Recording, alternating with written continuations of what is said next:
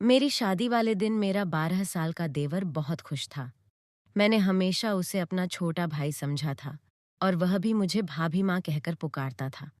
पति की मौत होने से कुछ दिन बाद मुझे अकेले सोने में डर लगता, तो मैं अपने देवर को अपने साथ बेड पर सुलाने लगी। सर्दियों की रातें थीं और एक बिस्तर में मुझे देवर के साथ सोना बहुत अजीब सा लगता था। देवर मुझसे काफी छोटा था। वो 12 साल की उम्र में भी 18 साल का जवान लड़का लगता था। 12 साल का था, मैंने उसे हमेशा ही बच्चों की तरह समझा था। जब मेरी शादी हुई थी तो वह मेरी शादी वाले दिन ही बहुत खुश था। कहता था कि मुझे नई माँ मिल गई है। लेकिन मेरी माँ मुझे यही समझाती रहती थी, बेटा तुम्हारा देवर तुम्हारा बेटा नहीं है। इससे फासले पर रहना, थोड़े अरसे के बाद वह बड़ा हो जाएगा। फिर उसका और तुम्हारा पर्दा लाजिम होगा। इसलिए तुम अभी से इसे आदत डालो कि वह तुम्हारे कमरे में बिना रोक टोक ना आया करे। मैंने बहुत बार देखा है कि तुम्हारा देवर बिना वजह मुंह उठाए तुम्हारे कमरे में आता जाता है। बेटी, तुम्हें ऐसा नहीं करना चाहिए। तुम एक शादीशुदा लड़की हो। तुम्हें अपनी पति की भी परवाह करनी है और अपने घर वालों की भी।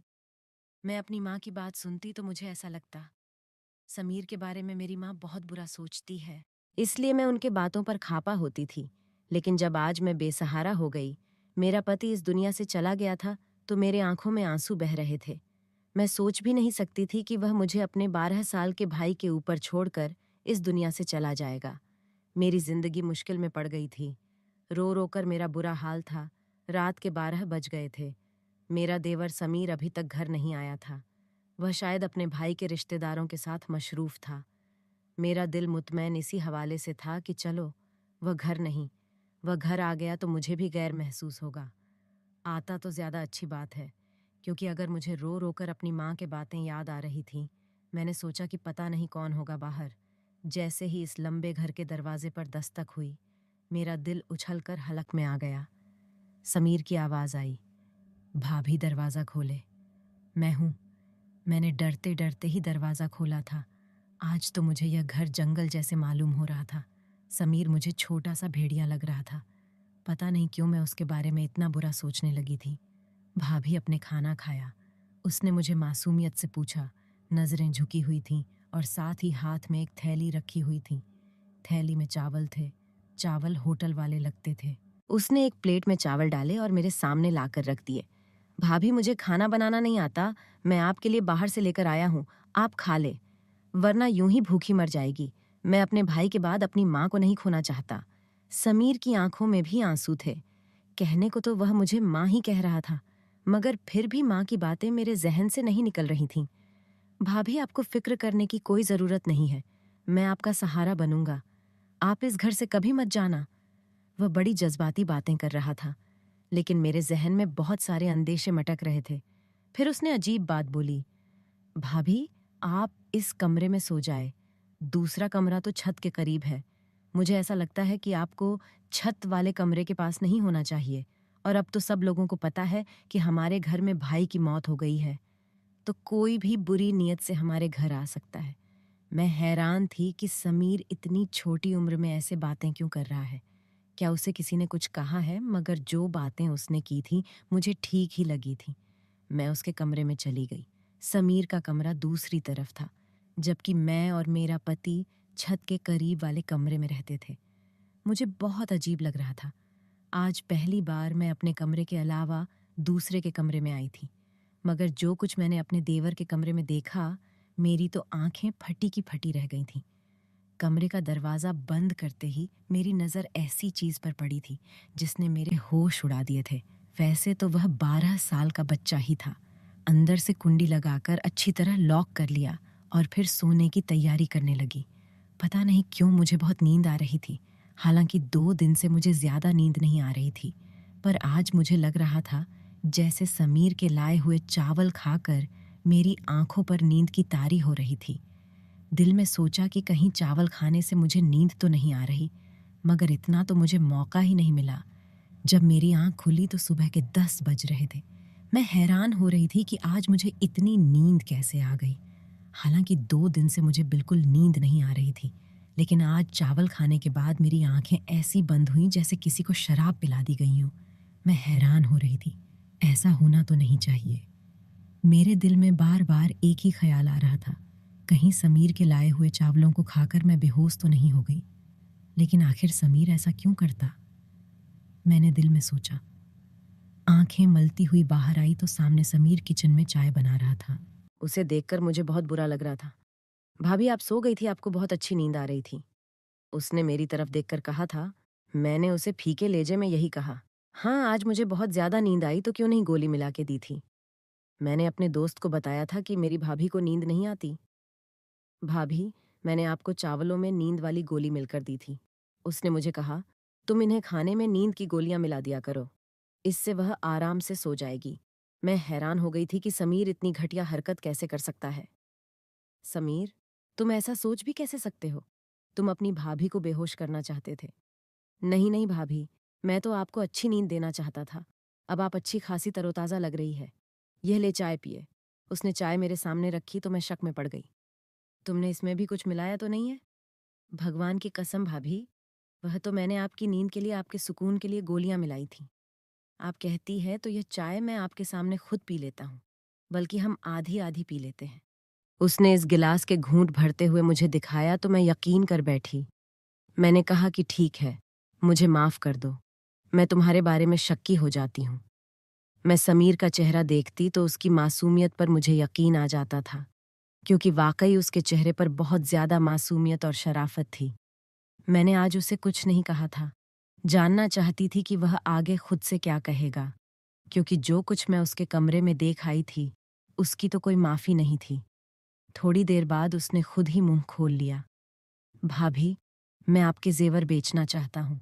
मेरा एक बहुत ही जानने वाला और ईमानदार अंकल है। वह हमारे जेवर बेचकर हमें बहुत सारे पैसे देंगे।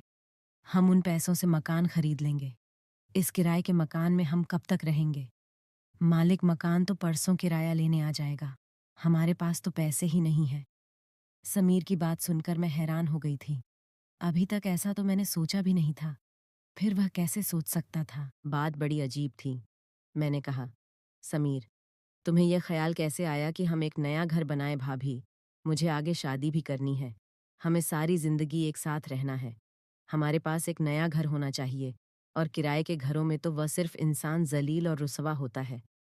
समीर की बात ठीक थी, इसलिए मैंने उसे जेवर वाले मामले में कुछ नहीं कहा। लेकिन मुझे डर था कि वह जेवर बेचकर हमारे पास अगर पैसे ना आए तो क्या होगा। मैं एक बेवा औरत थी। मेरा देवर 12 साल का था, तो ऐसे में कोई भी हमें आराम से आसानी से धोखा दे सकता था। मैंने सोचा कि इस बारे में मैं किसी से मशवरा कर लूं। मैं अपने मायके वाले से कहती हूँ, वह मेरी मदद ज़रूर करेंगे। समीर तो छोटा बच्चा था, जबकि इस बात पर मुझे अभी तक गुस्सा था कि उसने मेरे कमरे से आखिर इतने ताले तोड़कर वह जेवर निकाला कैसे, जबकि ताला टूटे हुए भी नहीं थे। इस जेवर के बारे में मैंने समीर को बताया भी नहीं था। मुझे अब समीर पर गुस्सा आ रहा था, लेकिन वो जो भी करता, आखिर में उसकी ऐसी हताहत करता कि मैं मुतमैन हो जाती। मैंने अपने माइक वालों से कहा कि मुझे यह जेवर बेचकर घर खरीदना है। उन्होंने मुझसे कहा, नहीं, घर लेने की ज़रूरत नहीं है। तुम अब बेवा हो चुकी हो, तुम्हें अब हमारे घर आना होगा। पर मैं उनके घर नहीं जा सकती थी। मैं जानती थी कि मेरे भाई अपनी बीवियों के गुलाम है। वह अपनी बेवा बहन को कभी भी सहारा नहीं देंगे। जिंदगी भर इंसान उनके सहारे तो नहीं रह सकता। अभी अच्छा मौका था। मैं अपना जेवर बेचकर एक घर खरीद सकती थी। मेरे पति ने अपनी जिंदगी में मेरे लिए काफी सारा जेवर बनाया था, मगर अपने भाइयों की नीयत देखकर मैंने वह जेवर देने का इरादा तय कर दिया। अब मैं समीर के सहारे ही चल रही थी। मैंने कहा, समीर, तुम चाहे तो वह जेवर बेच दो। मैं अपने मायको वालों से और उनके रवैया से मायूस हो गई। समीर ने अपनी उन्हीं अंकुल को वह जेवर जाकर दे दिया, और 2 दिन के बाद हमें एक बहुत मुनासिब जगह उन्होंने समीर के हवाले कर दिए। मैं तो इस सारे अमल पर हैरान रह गई कि 2 दिन में इतनी जल्दी यह घर हमें कैसे मिल सकता है। पर घर ढूंढकर घर की चाबी और घर के कागजात, जबकि लोग को काफी सारा काम भी करना पड़ता है। घर का इंतकाल, घर के कागजात, बहुत सारी ऐसी चीजें होती हैं जिन पर इंसान को मेहनत करनी पड़ती है, वक्त लगाना पड़ता है। जब समीर ने कागजात लाकर मेरे हाथ में रखे तो मैं हैरान रह गई थी। वह था तो 12 साल का, मगर उसकी सोच बड़ों वाली थी। फिर उसने एक अजीब सी बात कही। कहने लगा कि भाभी, हम सारा घर साफ कर लेंगे तो आपसे ज़रूरी बात करनी है। आज समीर की आंखें तो अजीब सी लग रही थीं। उसकी नज़रों में कोई अजीब सी बेचैनी थी, जिसे देखकर मैं समझ नहीं पा रही थी कि वह मुझसे क्या कहना चाहता है। उस वक्त मैं जल्दी में थी। हमने घर में सारा सामान भर दिया था। अब हमें आगे की फिक्र थी कि हमारा खाना पाना और राशन कहाँ से होगा, जबकि मैंने तो कभी जिंदगी में बाहर जाकर कोई नौकरी भी नहीं की थी। फिर समीर, यह क्यों कह रहा था कि उसे मुझे कोई ज़रूरी बात करनी है। पता नहीं उसे मुझे क्या बात करनी होगी। मेरे जहन में बहुत सारे सवाल थे, पर मैं फ़िलहाल चुप रहना चाहती थी। शाम को मैंने सारा सामान अपनी जगह पर रख दिया था। वैसे भी हमारा सामान कम ही था। ज़्यादा माल और दौलत तो नहीं थी, जिसे हम लिए फिरते। मैंने सारा काम करने के बाद अच्छा सा खाना बनाया। मैं समीर का इंतज़ार कर रही थी, क्योंकि वह इस घर का हिस्सा था और मैं नहीं चाहती थी कि वह बाहर जाकर गंदा खाना खाए। मैंने उसके लिए खाना बहुत मेहनत से बनाया था, बिल्कुल वैसे ही जैसे अपने पति के पसंद से पहले बनाया करती थी। हर किस्म के लाड प्यार और बाद मैंने टेबल पर रख दिया और समीर के आने नखरे उठाती थी। बहुत सारा खाना बनाने के का इंतज़ार करने लगी, मगर आज वह घर नहीं आया। मुझे बहुत अजीब सा लगा। उसे इस वक्त घर होना चाहिए था, जबकि रात के 10 बज गए थे। भाई की मौत से पहले तो वह शाम को तकरीबन 5 बजे घर आ जाता था और उसके बाद कभी घर से बाहर नहीं निकलता। हम लोग जब बाहर आइसक्रीम खाने जाते तो वह हमारे साथ ज़रूर जाता, लेकिन अकेला तो कभी घर से बाहर नहीं गया। मुझे डर लग रहा था। मैं उसका इंतज़ार करने लगी, यहाँ तक कि रात के 12 बज गए। 12 बजे उसने दरवाजे पर दस्तक दी। मैंने गुस्से से दरवाज़ा खोला। उस पर बरस पड़ी। कहाँ गए थे तुम समीर? तुम्हें शर्म नहीं आती? मैं तुम्हारी बेवा भाभी तुम्हारा इंतज़ार कर रही थी। मैंने तुम्हारे लिए खाना बनाया और तुम हो कि अपने भाई के जाते ही आवारा गर्दियाँ करने लगे।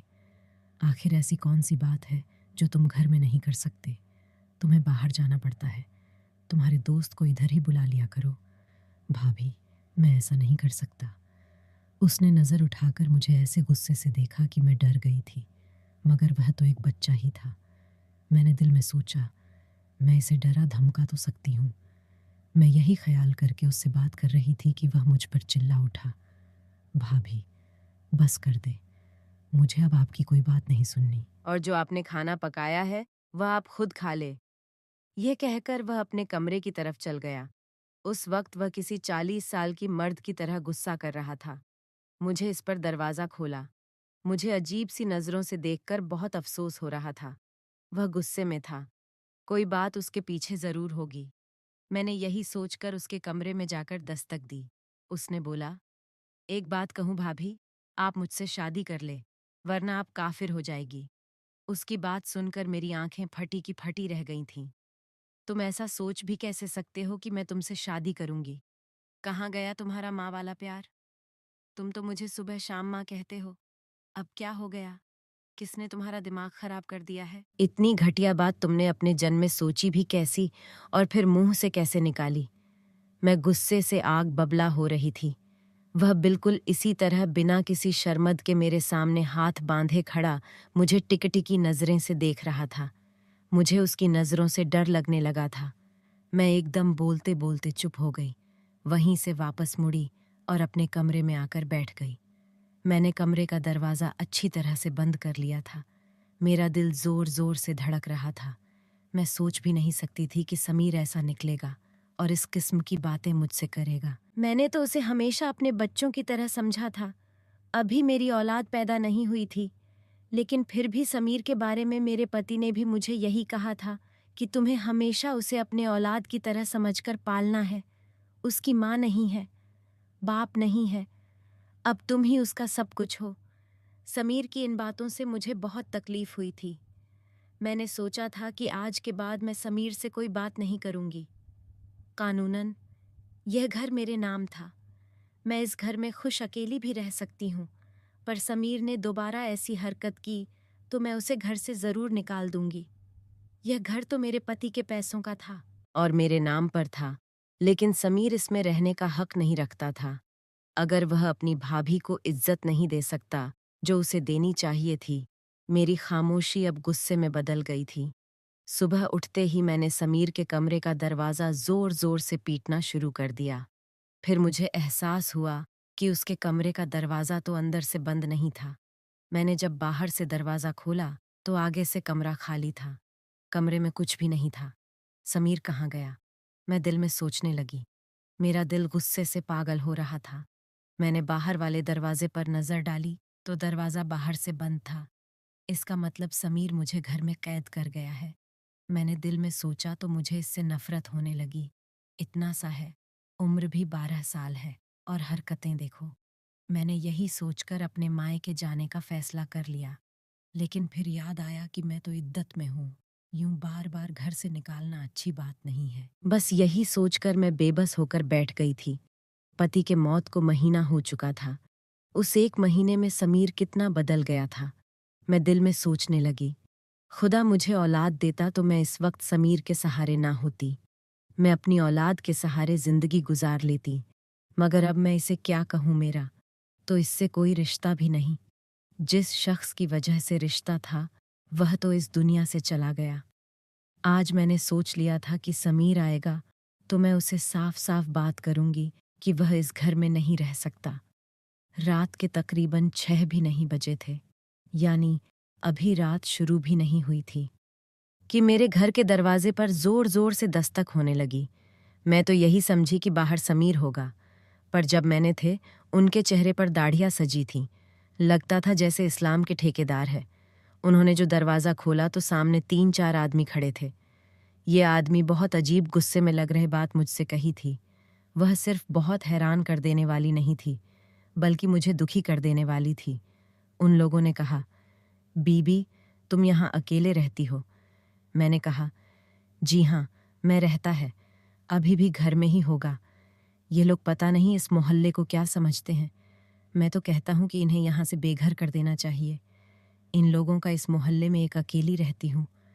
वह लोग बोले, झूठ बोल रही है। यह औरत, यह इसका देवर भी इसके साथ ही मोहल्ले को गंदा कर रहे हैं। रहना ठीक नहीं। मैंने कहा, क्यों भाई साहब, हमने क्या किया है? अरे बीवी, तुमने क्या किया है? ये तुम हमसे पूछ रही हो? तुमने अपने 12 साल देवर के साथ इस घर में अकेले रहती हो। तुम्हें पता है कि तुम्हारा पति मर गया है। अब तुम बेवा हो गई हो। अपने माँ बाप के घर जाओ। यह रहना है तो शराफत से रहो। यहाँ हमारी भी बहनें बेटियां रहती हैं। ऐसे लोगों को हम मोहल्ले में बर्दाश्त नहीं कर सकते। इन आदमियों पर मुझे गुस्सा तो बहुत आया, मगर मैं उनसे उलझना नहीं चाहती थी। मैंने उनके मुंह पर ही घर का दरवाज़ा बंद कर दिया। आंखों से आंसू बहने लगे। समीर पर गुस्सा आ रहा था। यह सब उसी का किया धरा है। मैंने अपना सामान बांधना शुरू कर दिया। यहाँ रहना मेरे लिए मुश्किल हो चुका था। मैं जानती थी कि समीर ने ही मेरे बारे में ऐसी बातें फैलाई होगी जैसे मैं बहुत गुनाहगार औरत हूँ। सच कहते हैं, यह दुनिया अकेली औरत को खा जाती है। भगवान सबकी इज्जत को हिफाजत में रखे। तो दोस्तों, अगर आपको यह कहानी पसंद आई है तो वीडियो को लाइक करें और एआई ओल्डेस्ट मिस्ट्री चैनल को सब्सक्राइब करें और बेल आइकन पर क्लिक करें ताकि आपको नई वीडियो की सूचना तुरंत मिल जाए। धन्यवाद।